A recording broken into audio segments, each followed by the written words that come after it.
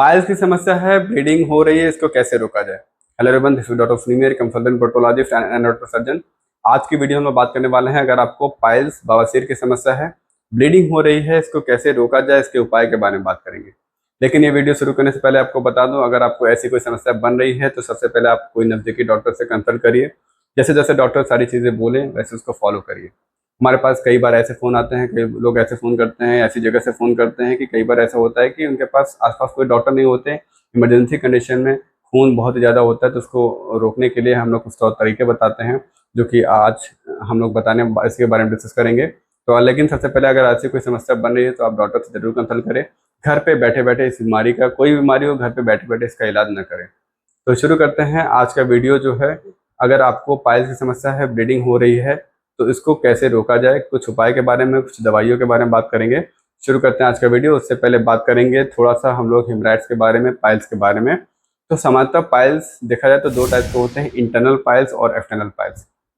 Internal piles क्या होता है, हमारे गुदाद्वार पे एक लाइन प्रेजेंट होती है जिसे बोलते हैं डेंटेट लाइन। डेंटेट लाइन के ऊपर जो पाइल्स बनता है उसे हम लोग बोलते हैं इंटरनल पाइल्स, जिसका कलर बिल्कुल स्ट्रॉबेरी लाइक, बिल्कुल रेडिश कलर का होता है, जैसा कि स्ट्रॉबेरी होता है वैसा ही कलर होता है, जिसको हम लोग सामान्य भाषा में इंटरनल पाइल्स को खूनी बवासीर से हम लोग कंपेयर कर सकते हैं।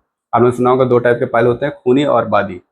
बात करेंगे एक्सटर्नल पाइल्स के बारे में, तो एक्सटर्नल पाइल जो होता है वो डेंटेड लाइन के नीचे बनता है, और इस बिल्कुल उसका जो कलर होता है, जैसे स्किन होता है वैसे बिल्कुल वैसा ही होता है। और कुछ कभी कभी कभी ऐसा होता है कि हल्का सा डार्किश भी हो जाता है।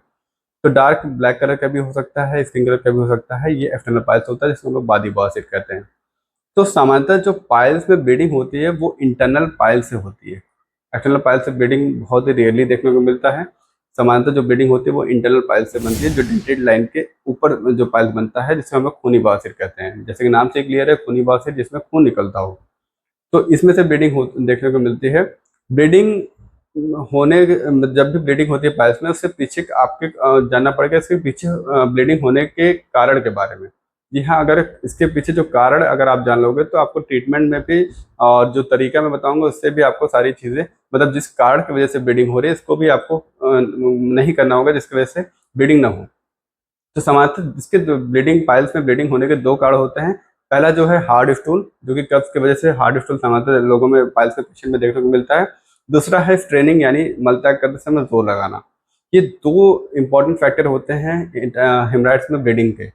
तो बात करेंगे सबसे पहले हार्ड स्टूल के बारे में। जैसे ही जिन्हें भी कॉन्स्टिपेशन यानी कब्ज की समस्या होती है, उनमें सामान्यतः स्टूल जो मल आता है वो हार्ड आता है।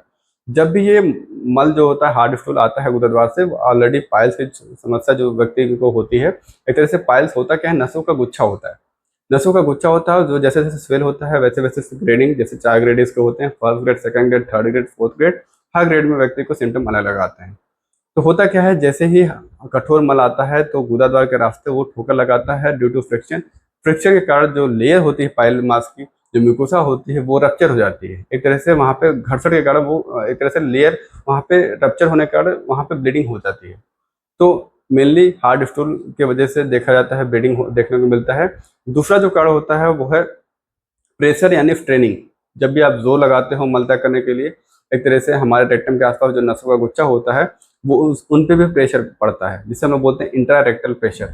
अगर ये प्रेशर 175 सामान्यतः देखा जाता है, अगर ये 175 mmHg से ज़्यादा बढ़ता है तब जाके व्यक्ति को हेमराइड्स होता है। और इससे ज़्यादा धीरे धीरे अगर बढ़ता है, लगातार लंबे समय तक आप स्ट्रेन करते हो, प्रेशर लगाते हो, तो ये वहाँ पे जो नसों का गुच्छा होता है वो अपने आप ही ब्लड के कारण धीरे धीरे प्रेशर लगाने से ब्लड सर्कुलेशन वहाँ पे इम्प्रूव मतलब बढ़ता है। बढ़ने के कारण वहाँ पे एक तरह से जो नसें होती है वो एक तरह से रप्चर हो जाते हैं, जिसकी वजह से व्यक्ति में ब्लीडिंग यानी खून निकलता है। तो सामान्यतः दो कारण होते हैं। पहला तो आपको हार्ड स्टूल को सॉफ्ट बनाना है, सॉफ्ट बनाने के लिए यानी कॉन्स्टिपेशन की समस्या दूर रखना है। दूसरा जो है आपको स्ट्रेन, जब भी मलत्याग करने के लिए जाए स्ट्रेन न करें। बात करेंगे कुछ तौर तरीके के बारे में, तो जो सामान्यतः सबसे पहले बात करेंगे कुछ उपाय जो हम लोग पेशेंट को सजेस्ट करते हैं। सबसे पहले जो है, अगर आपको ऐसी, जब भी आपको सामान्यतः जो ब्लीडिंग होती है पाइल्स में, वो मलत्याग करने के दौरान होती है या बाद होती है। तो अगर ब्लीडिंग आपको हो रही है, सबसे पहले गुदाद्वार के एरिया को सबसे पहले साफ करें। साफ करने के बाद सबसे पहले तरीके के बारे में बात करेंगे, वो है प्रेशर फैक्टर। जी हाँ, प्रेशर फैक्टर कैसे आपको समझ में आएगा, इसको समझने के लिए आपको ऐसे जान लीजिए, जब भी ऐसे कोई ब्लीडिंग होती है, अगर ब्लीडिंग होती है तो सबसे पहले गुदाद्वार के एरिया को सबसे पहले आपको साफ करना है। साफ करने के बाद कोई ऐसी जगह पे, कोई तखत पे या फिर कोई चेयर पे बैठ जाइए, हार्ड सरफेस पे बैठ जाइए। हार्ड सरफेस पे बैठने की वजह से एक तरह से आप लगभग मिनिमम 10 से 20 मिनट तक बैठ जाइए। कई बार हम लोगों ने देखा है हार्ड हार्ड सरफेस व्यक्ति जब बैठ जाता है तो उसकी वजह से प्रेशर लगता है। प्रेशर गुदाद्वार पर लगने के कारण भी जो ब्लीडिंग होती है वो अपने आप रुक जाती है। तो जैसे ही आप बैठते हो तो प्रेशर के कारण वहाँ पे ब्लीडिंग समानता देखा जाता है, रुक जाती है। जो आसपास की जो नसें होती हैं, जो हेमोरेडियल प्लेक्सेस होते हैं, उन पे प्रेशर पड़ता है बैठने से, और वो जो वहाँ एरिया होता है वो अपने आप ही ब्लीडिंग रुक जाती है। एक चीज़ और कर सकते हो आप, जैसे कई मतलब आइस पैक की अगर आपको समस्या, मतलब आइस पैक अगर आपको प्रोवाइड हो जाए, तो अगर आइस पैक यानी एक तरह से पॉलिथीन में आइस बर्फ लेकर के गुदाद्वार के नीचे रख करके आप उस पर बैठ जाओ। आइस पैक से आइस भी क्या करता है, वो ये भी ब्लीडिंग हिमोस्टैटिक इसका मतलब एक तरह से गुण होता है, जिसकी वजह से वो ब्लीडिंग रोक देता है। तो आइस पैक के साथ अगर बैठ जाए तो ब्लीडिंग रुकने के चांसेस ज़्यादा होते हैं। बात करें हम लोग पहले फैक्टर के बारे में, बात करेंगे दूसरे फैक्टर के बारे में। जो है दूसरा फैक्टर है सिड्स बाथ। जी हाँ, सिड्स बाथ सिकाई करना है। हल्के गुनगुने पानी में एक टब या फिर तस्सा लेकर के जैसे नहाते हैं बिल्कुल वैसा ही पानी होना चाहिए। उसमें आपको डालना है फिटकरी। जी हाँ, फिटकरी का पाउडर आप लोगों ने देखा होगा, जब भी हम लोग सैलून में जाते हैं, बार्बर कहीं कट पिट जाता है शेविंग करते समय, तो बार्बर जो होता है वो लगाता है फिटकरी।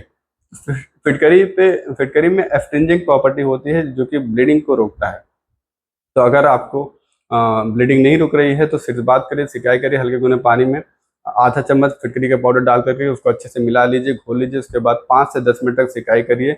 सिकाई करने की वजह से भी कई लोग का ब्लीडिंग रुक जाता है। बात करें तीसरे फैक्टर में, वो है आपको स्ट्रेनिंग, यानी जोर नहीं लगाना है। जब भी आप मल त्याग करने के लिए जाए जोर ना लगाएं, क्योंकि जब भी आप जोर लगाओगे तो आसपास नसों का जो हेमोरेडियल प्लेक्सेस होते हैं, जो नसों का गुच्छा होता है, उन पे भी प्रेशर पड़ेगा। प्रेशर पड़ेगा तो एक तरह से वो भी एक तरह से फूलेंगे तो वहाँ पे उनके रप्चर होने के चांसेस बहुत ही ज़्यादा होते हैं। तो आपको प्रेशर जब भी आप मल त्याग करने के लिए जाएं तो वहाँ पे प्रेशर न लगाएं। प्रेशर की वजह से भी आपको ये समस्या हो सकती है, ब्लीडिंग हो सकती है। बात करेंगे लास्ट फैक्टर के बारे में। कई लोग इसको ध्यान नहीं देते, जो है कई आज के समय लोग कई लोग जेट स्प्रे का यूज़ करते हैं। जी हाँ, टॉयलेट में जेट स्प्रे का यूज़ करते हैं। हेमराइड्स में होता क्या है, हमारे गुदाद्वार के अंदर से एक तरीके से मस्सा निकलते हैं। तो अंदर से मसा निकलते हैं, हमारे शरीर के अंदर कोई भी टिश्यू होती है वो ऑलरेडी बहुत ही ज़्यादा डेलिकेट, बहुत ज़्यादा सेंसिटिव होती है। अगर आप कुछ जेट स्प्रे में पानी का धार तेज़ी से आता है, अगर गुदाद्वार पे अगर वही डेलिकेट स्ट्रक्चर पे अगर प्रेशर से अगर आप कोई चीज़ जा रही है, तो एक तरह से वहाँ पे जो लेयर होगी, पाइल मास का जो लेयर होगा, उस पर उसको नुकसान पहुँचा सकती है, उसको रप्चर कर सकती है।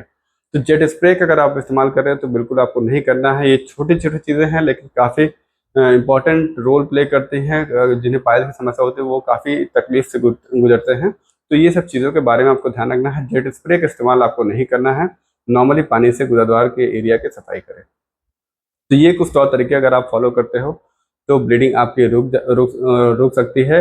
अगर इसके बाद भी नहीं रुकती तो कुछ औषधियों, कुछ मेडिसिन की सपोर्ट लेते हैं हम लोग। जैसे कई सारे आयुर्वेदिक मेडिसिन है, जैसे लोद्र, नाकेसर, बोलभद्रफ नाम से कई सारे आयुर्वेदिक मेडिसिन आती है, जिसका इस्तेमाल हम लोग करते हैं, जो कि ब्लीडिंग में काफ़ी अच्छा रोल प्ले करता है। कुछ एलोपैथिक मेडिसिन जैसे टेनेक्सा, इटामसिलेट, टॉक्सरूटीन, ये सब सारे कुछ Ayurvedic allopathic as well as Ayurvedic medicine. और एक और दवाई है जैसे डेफ्लॉन 500 mg, 1 ग्राम, दो कैटेगरी, 2 मिली आते हैं, 500 mg और 1 ग्राम में इसका इस्तेमाल किया जाता है। कुछ आयुर्वेदिक मेडिसिन जैसे अर्शोगनी वटी, कंगायन वटी, ये सारे का भी इस्तेमाल करते हैं, जो कि ब्लीडिंग में काफ़ी इंपॉर्टेंट रोल प्ले करता है और ब्लीडिंग कई लोगों में रुक जाता है। लेकिन कोई भी तरीका, अगर आपको सबसे पहले कोई भी दवाई हो, सबसे पहले डॉक्टर के कंसल्टेशन के बिना आपको नहीं लेना है। लेकिन अगर आपको मान लीजिए कोई बीमारी ऐसे, कोई ब्लीडिंग हो रही है, ब्लीडिंग नहीं रुक रही है, ये सब तरीके करने के बाद भी नहीं रुक रही है, तो सबसे पहले आप नज़दीकी डॉक्टर से कंसल्ट करें। डॉक्टर कंसल्टेशन के बिना भी कोई भी चीज़ न करें, क्योंकि कोई बीमारी हो, पाइल्स, फिशर फिस्टुला हो या फिर कोई बीमारी हो, सबसे पहले डॉक्टर से कंसल्ट करिए, अपनी बीमारी को समझिए, उसके बाद ही फर्दर ट्रीटमेंट आप करिए। थैंक यू सो मच, मिलते हैं नेक्स्ट वीडियो में।